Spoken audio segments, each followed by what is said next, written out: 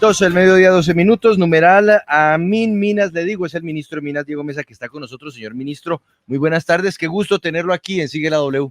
Buenas tardes, Juan Pablo, muchas gracias por la invitación, un saludo a toda la mesa de trabajo y a todos los oyentes. Bueno, vamos a leer algunos comentarios también en el YouTube Live, ya hay muchas personas que le están empezando a escribir, le preguntan por los yacimientos de gas offshore en el Caribe, le están preguntando, sobre transición energética, pero mire usted, ministro, yo sí quiero arrancar con esa pregunta que le dejó Julio así en punta, justo cuando usted estaba llegando aquí a la cabina de la W, y es estos nuevos minerales, porque claro, se habla de litio, pero también hay que hablar de coltán, pero también hay que hablar de níquel, aunque bueno, nosotros sí tenemos minería de níquel aquí en Colombia.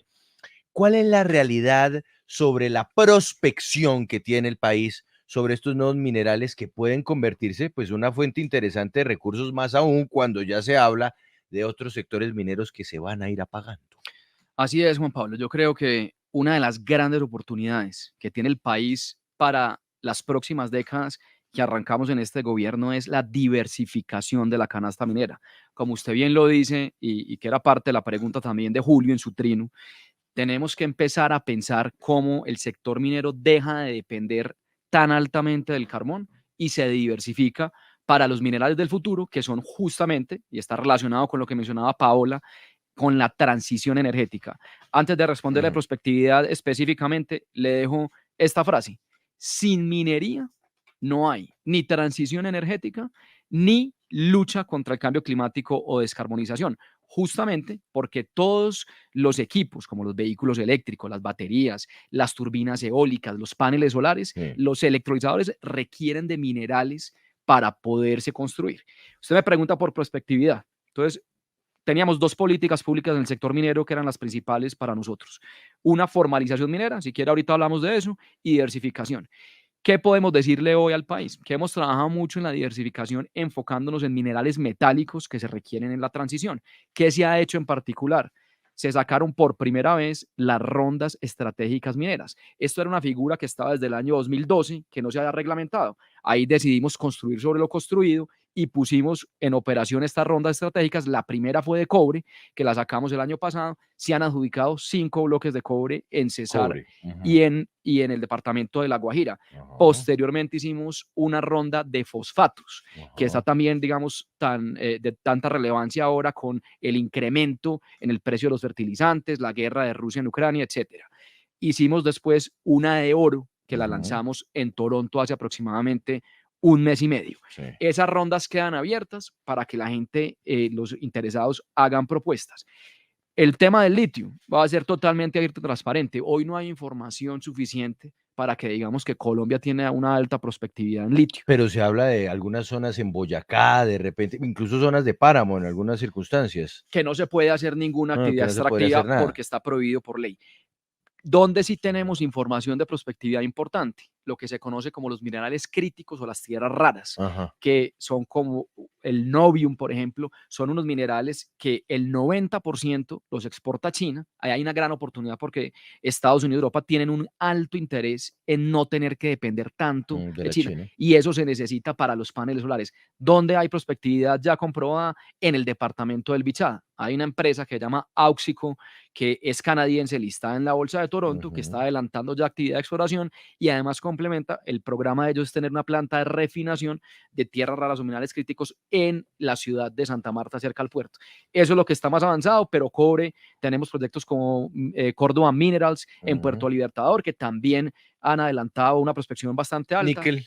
Más allá de lo que tenemos ferroníquel, que es lo grande que tenemos en Cerro Matoso, en Puerto Libertador y en Montelíbano, y es muy significativo. Y ahí, digamos, esa mina tiene muchos años más de vida. Yo creo que la gran apuesta, para ser concretos, es el tema del cobre. ¿Por qué? Los yacimientos de cobre arrancan en Chile, que es el principal productor mundial, se extienden a Perú, ya sabemos que están en Ecuador y que terminan en Panamá y pasan obligadamente por Colombia. Pero por el Chocó. Pasan por Putumayo, pasan por Chocó, pasan por Antioquia, pasan por Cesar y pasan por La Guajira. Pero ahí es una selva de bosques protegidos, ¿no? Por ejemplo, en el Chocó, en el Putumayo. Donde haya áreas protegidas no se puede hacer minería, donde haya parques nacionales, ahí está prohibido, pero hay varias empresas muy interesadas grandes, como por ejemplo Río Tinto, como por ejemplo BHP, que han estado en el país a través de lo que se conoce como joint ventures Ujú. y me lo expresaron directamente en Toronto. Queremos llegar a Colombia como operadores. Entonces, ahí hay una gran oportunidad, hacerlo con los más altos estándares ambientales, sociales, técnicos, por supuesto. Donde no se puede hacer minería, pues está prohibido por ley, ahí no tiene por qué haber ninguna actividad extractiva. Sí, lo importante es que paguen regalías, ¿no, ministro? Porque Absol- la empresa esta, de La la de primera cobre. mina de Eh, cobre en Chocó, que Ajá. duró como un montón de años sin cumplir con estos compromisos. Y usted hablaba de cambio climático, ministro, y precisamente quiero preguntarle por esa proyección que tiene el gobierno entrante de acabar con la minería, pero específicamente con el tema de la exploración y explotación de carbón. Y por eso le hago entonces la siguiente pregunta que hizo Julio a través de su cuenta de Twitter. ¿Qué va a pasar con las finanzas de Colombia cuando no se siga produciendo y vendiendo carbón? Muy buena pregunta, Paola, y si me permite, ampliamos un poco el contexto y la extendemos al tema de hidrocarburos, que también es un punto de discusión, porque se ha hablado, digamos, o de parar la exploración futura o no firmar contratos. Entonces, y lo complemento porque el tema de cambio climático es muy importante en esta discusión y darle un contexto a los oyentes. Entonces, voy a arrancar primero por la parte económica, que fue la pregunta de Julio y en lo que usted hace énfasis. El sector extractivo de Colombia es absolutamente crítico para la estabilidad macroeconómica del país. ¿Por qué digo esto? Miremos las cuentas nacionales y después vamos a un ejemplo concreto, digamos, para el ciudadano a pie. Uno, exportaciones. Carbón sumado a petróleo representan el 56% del total de las exportaciones del país. O sea, no tener esas divisas generaría un problema en la balanza de pagos y en la balanza cambiaria, seguramente viendo una mayor apreciación del dólar. Dos, la cuenta de capital, que es tan importante.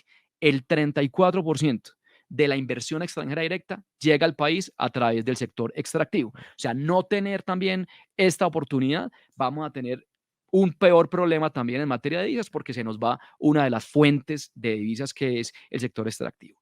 Tres, las cuentas fiscales. Solo el petróleo. Y cuando le sumamos el carbón, estamos entre el 15 y el 20% de los ingresos corrientes de la nación, lo que financia el presupuesto general de la nación año a año, sin contar las regalías.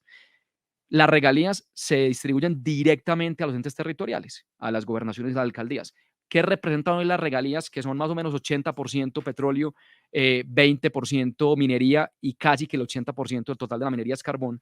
Eso representa 1 de cada 3 pesos de los presupuestos de inversión de las alcaldías y las gobernaciones. O sea que sin ese ingreso no habría para construir escuelas, vías terciarias, programas sociales en los entes territoriales. O sea que por donde uno lo mire, es absolutamente crítico. Tema de cambio climático. Y aquí hay que uno tiene que ser. Pero, ministro, permítame ahí, lo interrumpo un momento, porque es que eso que usted está mencionando es muy importante, porque además la vicepresidenta electa, Francia Márquez, durante la campaña siempre enfatizó mucho en que sí, las regalías son importantes, las regalías petroleras y mineras para las regiones, pero que eso no se había visto nunca, que nunca se ha visto, por ejemplo, una región como Chocó, que tiene importantes recursos de regalías, pues un desarrollo en materia, como usted dice, por ejemplo, de educación, de vías terciarias, de salud, lo que sea que se pague con las regalías. Entonces ella dice, ¿para qué seguir apostándole a una industria que nunca le ha servido a Colombia?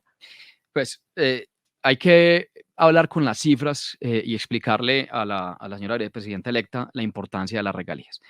Pero digamos que hay parte de un reclamo válido en lo que dice la vicepresidenta, y es que en el año 2011 hubo una reforma al sistema general de regalías, y en esa reforma se le quitaron unos recursos muy significativos a las regiones productoras, y eso causó un malestar enorme. Yo lo veía cuando íbamos al territorio y nos decían, si aquí vienen a extraer hidrocarburos, a extraer minas, y a nosotros no nos dan nada. Claro, se le rebajaron los recursos. ¿Cuál fue una promesa de campaña del presidente Duque que cumplimos? Una reforma constitucional al sistema general de regalías. ¿Qué hicimos ahí? Las regiones productoras recibían el 11.7% de la bolsa de regalías. Se las subimos a 25%, o sea, más que se las duplicamos. Y teníamos que tomar una decisión también de política pública que era compleja, y era decir, no le podemos bajar las regalías a las regiones no productoras, porque parte de lo que se hizo en 2011 que en ese momento se usó un concepto que después se llevó a otros ámbitos, era repartir la mermelada en toda la tostada. ¿Eso qué quería decir? Que le llegaran regalías, no solamente a los productores, sino a los no productores, pero se le terminó bajando mucho a los productores. Entonces, ¿qué dijimos nosotros? Pues bajar a los no productores es meternos en un lío, porque si a usted le dan algo hace 10 años, ¿cómo le lo van a quitar ahora? ¿Qué dijimos nosotros? Vamos a bajar los ahorros en el sistema. ¿Y esto por qué? Los ahorros en el sector de extractivo en países desarrollados tienen un fin, y es garantizar un ingreso intergeneracional para que siempre todas las generaciones futuras tengan ese ingreso. En países desarrollados, como Noruega, como Dinamarca, etcétera. Pero en Colombia, que somos un país que a pesar de ser de ingreso medio tiene unas brechas sociales muy grandes, pues no podemos darnos el lujo de ahorrar para futuras generaciones si las generaciones actuales no tienen acceso al servicio de agua y saneamiento básico, no tienen acceso al servicio de energía eléctrica, no tienen las necesidades básicas satisfechas. Entonces bajamos el ahorro, bajamos el presupuesto para la operación del sistema y así logramos mantenerle a las no productoras, subiéndole a las productoras. Se creó la asignación ambiental por primera vez, se subió a ciencia, tecnología e innovación, se le subió a los municipios más vulnerables, que son categorías 5 y 6. Entonces, eso lo hicimos y hoy se está viendo. Usted habla hoy con un alcalde de un municipio productor y agradece que hoy tiene unas acciones directas que se le han casi que duplicado, además porque el presupuesto es bastante significativo. Ministro, hablando de regalías, y ya vamos a empezar a entrar en otros temas como petróleo, fracking, etcétera, pero hablando de regalías y de minería, yo quiero que nos detengamos en un producto minero del que poco se habla, pero que es una realidad para nosotros, las esmeraldas. Es verdad que las esmeraldas pagan muy poquitas regalías o en muchas ocasiones ni siquiera están pagando las regalías que deberían pagar esos productores y nos están metiendo un gol o le han metido un gol al Estado y a los colombianos de poderosas dimensiones. No, las esmeraldas tienen que pagar regalías y las están pagando. Pero Y aquí le voy a contar para que la gente lo tenga, digamos, en el radar. Y esto no es de Colombia, es de todos los países. Las regalías generalmente, el canon que se cobra depende del mineral. Es un porcentaje del valor de la producción. Y generalmente tanto los minerales preciosos, metales preciosos, como las esmeraldas tienen un porcentaje de regalía que va a ser más alto, por ejemplo, que la regalía que se paga en materiales de construcción, piedra caliza. Entonces, efectivamente, las esmeraldas pagan. Que puede haber preocupaciones en que esa liquidación no esté reflejando lo que verdaderamente se extrae. Seguramente, y eso es algo que siempre preocupa y por eso es tan importante. Entonces, lo paro hoy, ministro. ¿Comparte usted la preocupación de que no se estarían liquidando correctamente las regalías de las esmeraldas? No la comparto, pero la entiendo perfectamente. Y aquí ¿qué quiero hacer énfasis? Quiero decir que la Agencia Nacional de Minería, en el caso de los minerales, y la Agencia Nacional de Hidrocarburos, en el caso del petróleo y el gas, tienen un papel y una responsabilidad muy importante, que es la fiscalización. Tienen que poner el ojo. La fiscalización. Y cuando se encuentra, y ustedes ahora mencionaban, por ejemplo, el tema con Mineral Roble, que es la de cobre que queda en el Chocó, pues cuando se encuentra que hay una discrepancia entre lo que liquida la agencia respectiva y lo que se paga, pues hay que llevarlos obviamente a un proceso jurídico para que le paguen a la nación. Entonces, permanentemente se hacen fiscalización, visitas, se revisa que se esté pagando. En el caso de Minera Cobre, eso dio obviamente para un litigio donde tienen que pagar unas regalías y se está llegando a un acuerdo. Pero esa preocupación siempre va a existir, de que las empresas paguen efectivamente lo que tienen que pagar. Pero ministro, mire, volviendo a la pregunta que le había hecho anteriormente, aquí nos recuerdan en nuestro chat de YouTube Live los oyentes, pues que en el caso, por ejemplo, de La Guajira, no se ha visto la inversión en el departamento después de que es de toda la industria que ha habido allá, después de que es uno de los departamentos más importantes en materia de minería, en donde está el Cerrejón, en donde está pues donde hay un montón de cosas. Entonces, ¿qué ha pasado, digamos, en este gobierno de ustedes? ¿Qué vieron, qué avance vieron frente a las inversiones que hicieron las empresas que están allí y para ayudar a los departamentos con las regalías? Y ahí la responsabilidad, empresas y entes territoriales. Hay una situación bastante paradójica en La Guajira. Definitivamente La Guajira es uno de los departamentos más ricos del país. Tiene esa gran riqueza carbonífera donde está el Cerrejón, que es la segunda mina más grande después de Drummond, que está en el Cesar. Pero hoy va a ser, y esto nos ayuda para la discusión de ahora, el epicentro de la transición energética por el gran recurso eólico de vientos para generar energía, pero es uno de los departamentos con menores índices de necesidades básicas satisfechas. Por ejemplo, ¿qué nos encontramos nosotros, Paola y Juan Pablo, cuando llegamos a La Guajira? Uno de los departamentos con la menor cobertura en energía eléctrica. ¿Qué dijimos del gobierno? No puede ser que ahora vamos a estar desarrollando parques eólicos y todavía haya una cantidad de familias en La Guajira Mm. que no tienen acceso al servicio de energía eléctrica. Hicimos una muy buena llave con el gobernador actual y dijimos, vamos a poner como prioridad Que ya, que, sí, que que, ya tie- no está que el tiene con el sí. gobernador electo para este periodo. Sí, porque bueno, ahorita no está ahí. Pero dijimos, Hay una encargada. vamos a poner La Guajira como prioridad en materia de electrificación. Mm. Y hemos incrementado de manera significativa el cubrimiento del servicio de energía eléctrica a través de regalías, a través del fondo para energización de zonas no interconectadas en el ministerio y a través de recursos de la gobernación. Entonces, claramente hay unas deudas ahí y uno no puede llegar a decirle a una región, ustedes van a ser los grandes protagonistas de la transición energética si no tienen energía eléctrica. Entonces, son unas deudas históricas que yo creo que todos tenemos que cerrar. Hay una gran oportunidad para continuar. Hicimos refuerzos en La Guajira, hemos llevado paneles solares. Yo estuve recientemente inaugurando en el Cabo de la Vela, en Urumita, en Riohacha, en fin. Hay un avance importante en donde hemos incrementado de manera significativa la cobertura de energía eléctrica y falta Ministro, mucho. pero allí en La Guajira ha habido muchas quejas ciudadanas porque no se han hecho las consultas previas a las comunidades. Se Aquí lo dice, hemos denunciado, aquí denunciado. tuvimos a Tuvimos comunidades líderes indígenas, sí señor. que ellos lo que se está presentando es un enfrentamiento entre entre los mismos clanes familiares, porque a algunos les ofrecen un dinero, a otros no les dicen nada. Entonces eso se está convirtiendo en un problema, una bomba social ya en La Guajira, y definitivamente el tema de las consultas previas es importante, sumado a otro tema también allí en La Guajira, que es el desvío del río, del arroyo Bruno también. Mauricio, el tema de las consultas previas es absolutamente clave. Es además por ley, donde hay comunidades étnicas en el área de influencia de un proyecto, se tienen que consultar a las comunidades. Y esto lo han venido haciendo las empresas. Es un tema difícil, es un tema complejo, porque hay proyectos, como el caso, por ejemplo, de línea de transmisión, que hay que hacer una consulta con más de 220 comunidades. Y con cada comunidad hay que llegar a acuerdos en donde hay compensaciones por realizar el proyecto.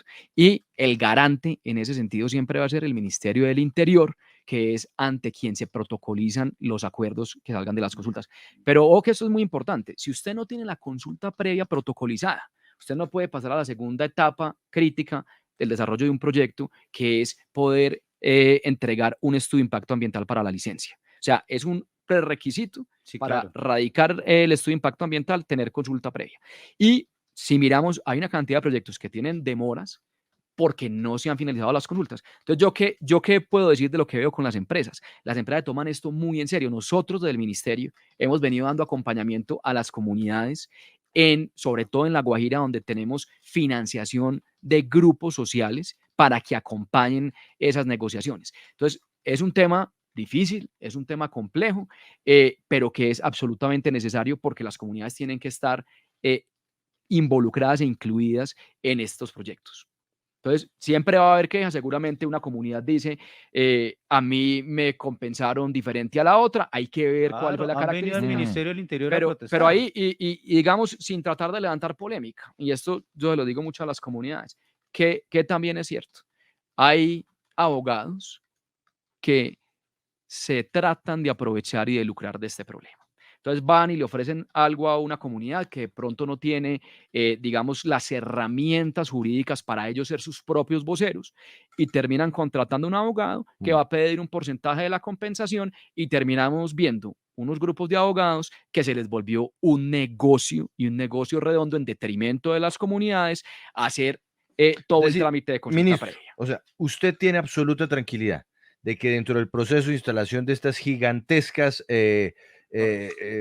plantas eólicas, o bueno, parques eólicos, perdón, gracias Paola, estos gigantescos parques eólicos, no hay problemas hoy día respecto a la consulta y en realidad lo que están haciendo allí las empresas que están adelantando estos proyectos pueden ir con absoluta tranquilidad. No puedo generalizar, Juan Pablo, porque tenemos más de 16 proyectos, tenemos líneas. Hay problemas, claro que hay problemas, hay inconformidad por parte de algunas comunidades Y hay diferentes ejemplos. Y digamos, a mí me ha tocado sentarme con empresas, Juan Pablo. Ujú. Hay unas empresas que hacen las cosas muy bien hechas y que las comunidades las reciben, que se trabaja bien. Y hay otras empresas que de pronto no conocen el medio y Ujú. llegan a tratar de implementar un nuevo modelo de relacionamiento y no les funciona. Ujú. Entonces, muchas veces les decimos, venga, aquí ya hay empresas que lo han hecho bien, siéntese con ellas, aprendan, que ya hay una curva de aprendizaje. Entonces, yo creo que es muy difícil entrar a analizar, sobre todo en La Guajira, que es tan complejo. En La Guajira hay una cantidad de comunidades, cada una con su propia cosmovisión, y seguramente empresas que lo han hecho bien, otras que lo han hecho regular y otras que lo han hecho mal. Ujú. Entonces, yo no puedo analizar que todas son perfectas o que todas han hecho un trabajo, digamos, deficiente. Sí. Hay de todo y hay muchos Bien. proyectos. Entonces, Numeral, nuestro numeral es Amin Minas le digo. Escribe con este hashtag, numeral Amin Minas le digo, @Seneca10, numeral Amin Minas le digo, que si no sabe de minería, de bandas criminales y de las disidencias de las FARC, que mejor no se meta con ese tema que es muy sensible. Y escribe también con este hashtag numeral Amin Minas le digo, @Torrado Jaime, que dice numeral Amin Minas le digo, carbón, diamantes, oro, plata, esmeralda, sal, petróleo, coltán, y el país sigue sumido en la pobreza. No es sino echar un vistazo a dichas regiones para llorar de tristeza. Andrea, la escucha el ministro de Minas, Diego Mesa. Bien, ministro, pues yo quiero retomar ese comentario del tuitero, porque es que realmente uno sí ve desde hace años que se ha salido de control el tema de la minería ilegal. Usted menciona, bueno, no debemos depender del carbón, pero entonces hablamos del cobre, hablemos del oro, de las esmeraldas, y todo esto corresponde a un mercado negro en toda la región del Chocó, esas imágenes tan terribles donde se ven los ríos totalmente contaminados, y incluso la Contraloría sacó un informe recientemente, hace como 2 días, un día, donde dice que el 85% de la exportación de oro que hace Colombia proviene de la minería ilegal. Entonces, cuéntenos qué hizo el gobierno de Iván Duque para combatir la minería ilegal en el país, que está desbordada no solamente en este último periodo, sino desde hace años. muy buena pregunta, Andrea, y hay que partir en dos esa respuesta. Entonces, porque uno no puede caer aquí también en generalización. Nosotros hablamos de dos fenómenos. Uno, la extracción ilícita, digamos, la que tiene una vocación ilegal que se va a financiar grupos al margen de la ley. Y dos, hay una minería que se desarrolla de manera informal, pero que tiene vocación de legalidad, que generalmente son pequeños mineros, mineros de subsistencia, mineros artesanales. Entonces, la segunda política más importante en minería, yo hablé ahorita de diversificación, era la formalización. Entonces, voy a arrancar por ese lado y después tocamos el segundo punto. En formalización, ¿qué hemos hecho? Logramos diseñar e implementar un enfoque diferencial para la pequeña minería, que ha sido muy exitoso. Le voy a dar cifras concretas.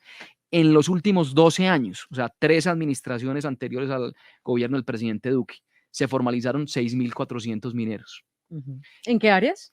Eso ocurre en Chocó, en Antioquia, en Córdoba, en Cauca, etcétera. En este gobierno, después de haber en el Plan Nacional de Desarrollo implementado el enfoque diferencial, entender que yo no le puedo exigir a un minero de subsistencia, a un pequeño minero, lo mismo que le voy a exigir a una gran empresa minera que va a desarrollar un megaproyecto.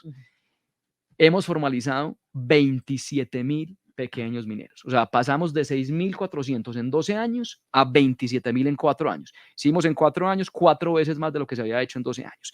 Y eso está concentrado en los departamentos que mencioné ahora. Y eso a mí me deja totalmente feliz, porque yo no sé qué política social más exitosa que generar empleo formal y bien remunerado.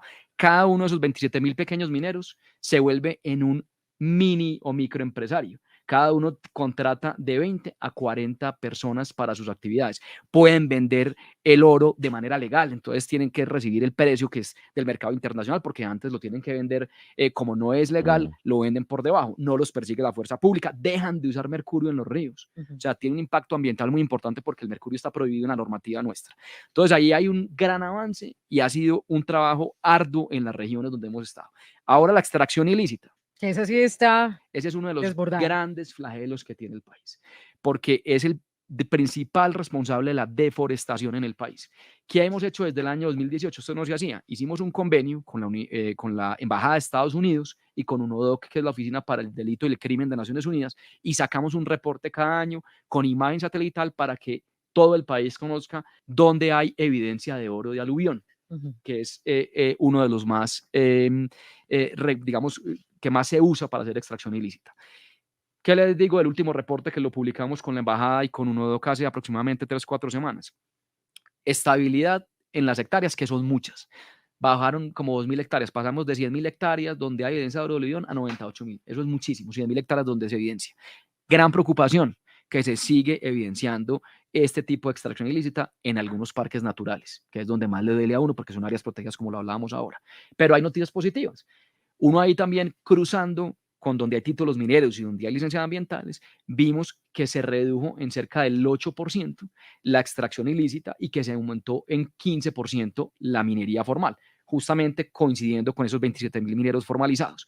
Entonces, esto es un flagelo que hay que seguir atacando, pero ahí no hay más que seguir apoyando la fuerza pública, que haya judicialización, que vaya a la fiscalía, porque esto al final se volvió simplemente en un combustible de la guerra. Pero parece insuficiente porque, digamos, ya tiene el diagnóstico con esos convenios con la Embajada de Estados Unidos que usted nos dice, ya los tienen identificados. Pero ¿qué faltaría entonces para ir tras ellos? Porque parece insuficiente ese pie de fuerza. Hay que innegable. seguir aumentando el pie de fuerza. El Ministerio de Ambiente lo acompañamos en la iniciativa que fue la Ley de Delitos Ambientales, donde se endurecieron las penas. Antes, por ejemplo, no había penas para la comercialización del mineral que era extraído de manera ilícita, solamente la extracción.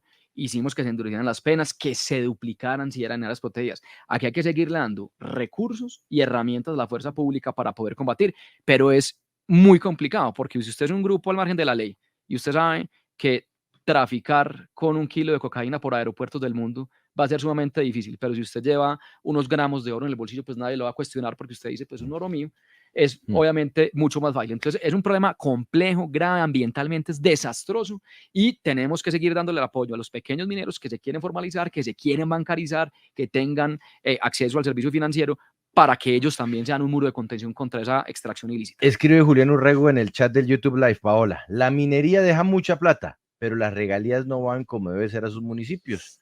Habitantes en la miseria, pasan muchas necesidades. Y escribe también Luis Cerrato, ¿qué se ha hecho respecto a exploración y explotación de reservas de gas y petróleo en el área del archipiélago de San Andrés y Providencia? Interesante ese tema. Paola, adelante, la escucha el ministro.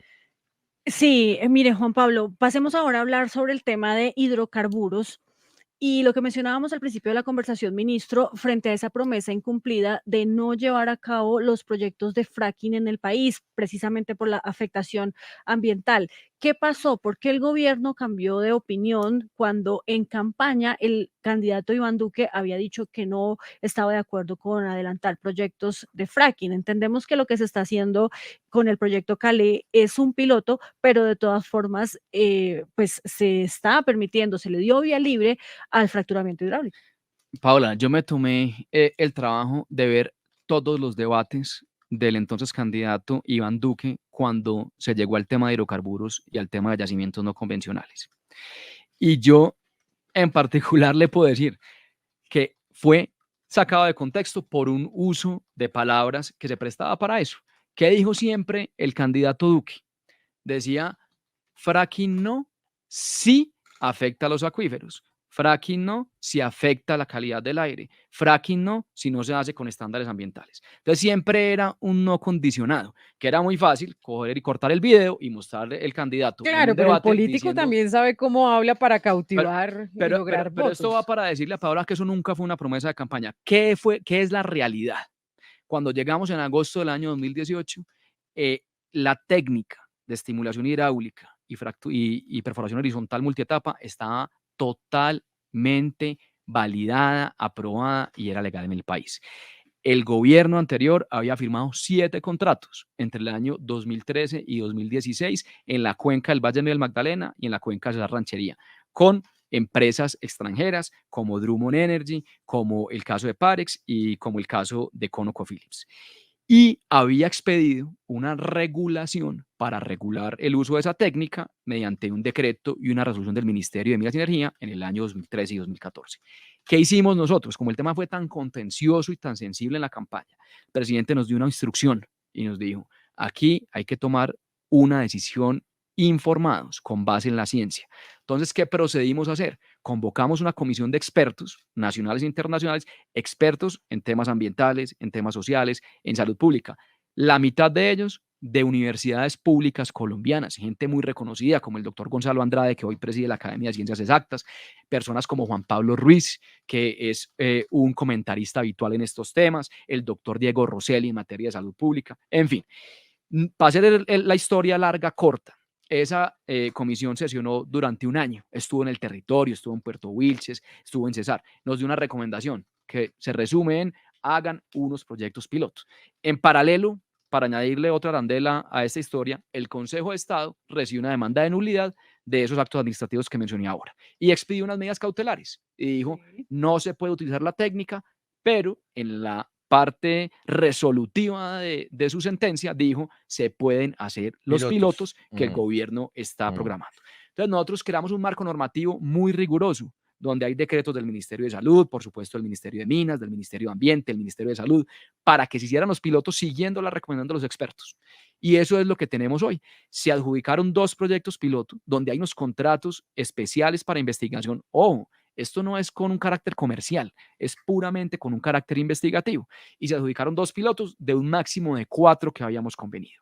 Pero, ministro, el gobierno entrante ha dicho que ni siquiera apoya estos pilotos. No, Entonces, pues ¿qué que va a los pasar con pilotos se Caleb? paran desde el Pero entonces, lunes. Exacto, ¿qué va a pero pasar con entonces Caleb cuando llegue el déjeme, gobierno le entrante? termino y le respondo esa pregunta. Pero es que rápido, ministro, Sí, sí, porque es que listo. yo me tengo que ir para Entonces, la China. entonces los Perdóneme. Bueno, ni siquiera Para para Taiwán. Taiwán. Sí, porque luego me regañan de Taiwán.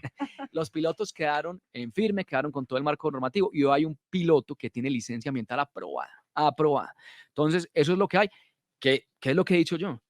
Si el gobierno que viene, que además tiene una ministra de Ambiente que es bastante conocedora del sector, que es formada, aquí hay que tomar decisiones con base en la ciencia, en la investigación. Y aquí hay una gran oportunidad para hacer esto de una manera limitada, controlada y mirar todas las variables. Y después de eso decir, bueno, nos conviene. Una cuñita. Estados Unidos ha logrado ser uno de los países que más ha reducido las emisiones de CO2, de gases de efecto invernadero. ¿Por qué? Porque con la técnica del fracking desarrolló todas las cuencas de gas en Texas, en Delaware, etcétera, y pudo reemplazar la generación de energía eléctrica con carbón.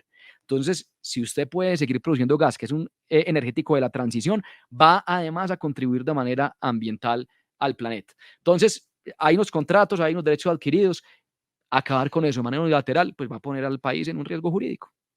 Perfecto. Esa era la respuesta Ya, que usted riesgo estaba buscando. jurídico, Hay un sí. riesgo jurídico. La última, Claro. ministra, y es porque no quiero dejar sin responder esta pregunta que hicieron a través del chat. Y ya nos vamos para Taiwán, porque en segundos estaremos con Robert Daly, quien fue diplomático de los Estados Unidos en Beijing y es hoy día el director del Instituto Kissinger sobre la China y Estados Unidos en el Wilson Center. Pero, ministro, rápidamente,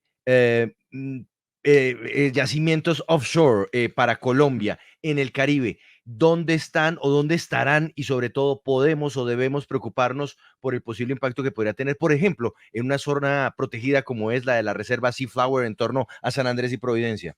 Arranco por la última parte, no hay ninguna preocupación. Los yacimientos que se están explorando en este momento no están en ninguna área protegida. Eso, incluso ahora que se declaró el 30% de zona marítima protegida en Portugal por el presidente Duque, hicimos un trabajo con la agencia para asegurarnos de que incluso sacáramos unas áreas que tendrían prospección para que no se exploten en el futuro. Sí.